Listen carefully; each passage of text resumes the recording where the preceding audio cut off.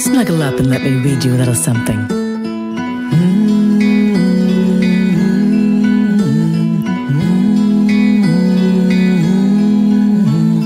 Grab a seat, a bite to eat, and settle right in. For hugs, snuggles, stories, and more, and so many sweet things in store.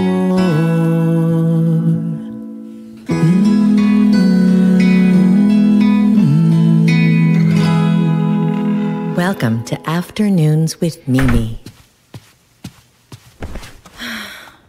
What's going on? My friends are mad at each other. Oh, my. Well, that is a pickle. Do you want to tell me about it? I guess. It's kind of confusing. But all I know is Morgan and Joey are both mad at each other. And Emo is going to take us bowling tomorrow after school.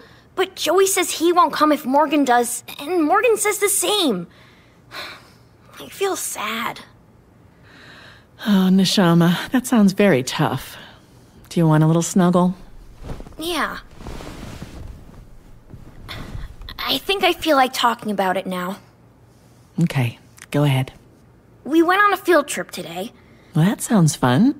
And we had to take a really long bus ride to get there. It was a little hot on the bus and bumpy, and everyone was kind of squished together. And Joey didn't mean to, but he kept poking Morgan with his elbow. And Morgan would say, "Stop! Give me space!" But Joey couldn't, and Morgan thought it was on purpose. Then I tried to distract Morgan by telling knock-knock jokes. And Joey said Morgan laughed too loud and made his ears hurt. It sounds like even though they're friends, they started to drive each other a little bananas. Yeah. I had to work really hard to not get upset because I don't like bumpy rides. I kind of wanted to yell, "Be quiet!" But I just stayed calm.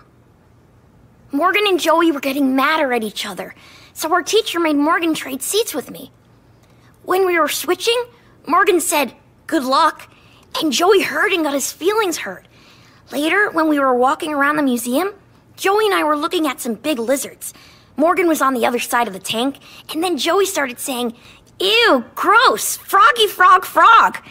But Morgan thought Joey was being mean, not talking about the animals. And now everyone is upset with each other. Mm-hmm. Can you tell me a story to make me feel better? My tummy hurts a little thinking about this. Of course, Neshama. Do you remember the story of Passover? Of course. It's so exciting. Everyone escapes by crossing the Red Sea. Well, how about what happens after? Everyone gets lost for a little while? Yes, the Jewish people wandered the desert for many years. Now, think about how you felt on that long ride yesterday. It was a little tough, wasn't it? Yeah. I just kept doing rainbow breaths and thinking about how at the end we could play in the museum. Right. So imagine now that you're with everyone you know, not just a few friends, and you're camping in the desert. And it's hot and sticky, and you're all crowded and not sure where you're going next. You know you're going to eventually be somewhere amazing, but right now, you're tired. That doesn't sound very fun. Naturally, people might start to get a little snippy with each other. Are you going to tell me a story? Yes, I'm setting it up. Do you remember that Moses had a brother? Aaron? Right. This story is about him, and about some friends and neighbors who weren't being so kind with their words. Like what happened with my friends? Yes, so scoot in just a little closer and snuggle up while I... Tell you a little something? You know it. Once upon a time... A long time ago. Correct. A very, very long time ago. The Jewish people had escaped Pharaoh and his soldiers, and they were wandering through the desert. At one point, Moses had them set up camp. It was very hot and people needed to rest. After a lot of work and effort, a small area was set up with a little bit of shade so that families could rest. And not get a sunburn. And not get a sunburn, correct. Two men started arguing over a lovely shady spot where each wanted to rest and eat supper with their families.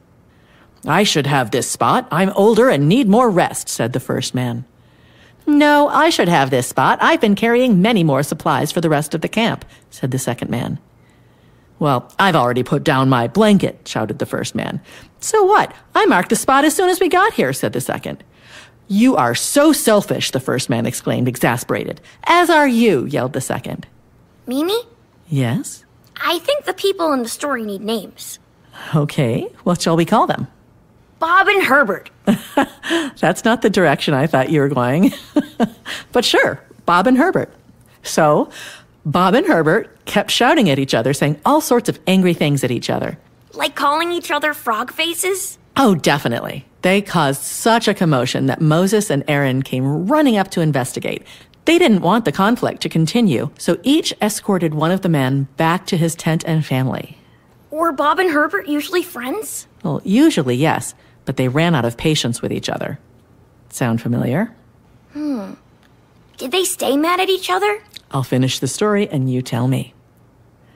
Aaron did not like to see people in his community fighting. He was friends with Bob and with Herbert, and he wanted them all to be able to spend time together, and especially to find a way that they could all enjoy that patch of shade together. Aaron stopped by Herbert's first. How's it going, Herb? Have you cooled off a little bit? That Bob is such a sneaky sneak, trying to take all that shade for himself. What's next? Stealing food? Taking extras? Oh, I'm getting so worked up, I want to give him a piece of my mind. You know, said Aaron, you and Bob have been friends for so long. You usually speak so highly of each other. Just this morning, Bob was talking about how much he admired your creativity and all of the good ideas you have. Really? He said that? Well, of course he did. And surely, Herbert, being so creative, you could come up with a way to enjoy that spot with Bob instead of fighting with him. I'll think about it, said Herbert. Next, Aaron visited Bob.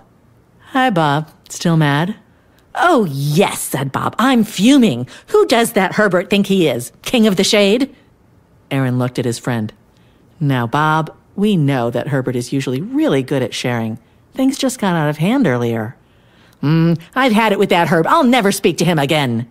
Well, responded Aaron, that is a shame, because you two have had such a wonderful, long friendship since we were kids.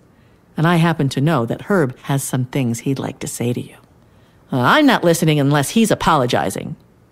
I believe that's the plan, but, you know, it would be good for you to apologize too. Wipe the slate clean, as the expression goes. And then, perhaps, you can work together to share that lovely shade patch. Now that would be something. I'll think about it, Bob said. So what happened? Well, it was very late, so Aaron turned in for the night. In the morning, he got up early, stepped outside of his tent, and was surprised to see... Bob and Herbert? Yes, talking and laughing and getting along. Really? Oh, yes. After Aaron left, each approached the other. They were much calmer, ready to apologize, and even started working on a way to share the shade together. The end? The end. So, I wonder. Maybe I can talk to Joey and Morgan and help them remember what good friends they are, just like Aaron did in your story. That's a fabulous idea, my heart. Do you think it'll work? Well, there's only one way to find out. Okay, I'll talk to Joey at karate later on. And then when we wait for the bus tomorrow, I'll talk to Morgan. And then after school, hopefully everyone will want to go bowling again. Wonderful plan. Thanks, Mimi. That story really helped. Anytime.